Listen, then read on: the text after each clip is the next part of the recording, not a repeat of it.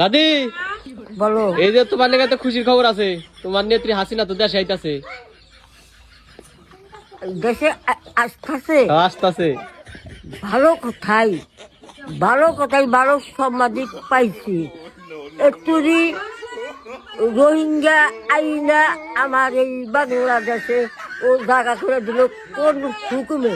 আর হুকুমটা বিচার কেনা আমার বাংলাদেশে কোনো দেশে জায়গা পাবি না। এই আমার দেশে রোহিঙ্গা আইনা 5 কোটি আইনা বানাই বুঝাইছি। তা আমাকে তো মারামারি করে পথ বাই করে দিছে, মারামারি করে পথ বাই করে দিছে। তোমার না নেত্রী, তুমি খুশি হও না আইতাছে তাতে? তা ভোট দিবা না এবার? হইতাম ও রোহিঙ্গাটা আমার দেশের মধ্যে জায়গা করে দিলুকে, এই দেশের এক গাড়ি বাড়ে দিলুকে 5 কোটি ও আইনে ঢুকাইছে।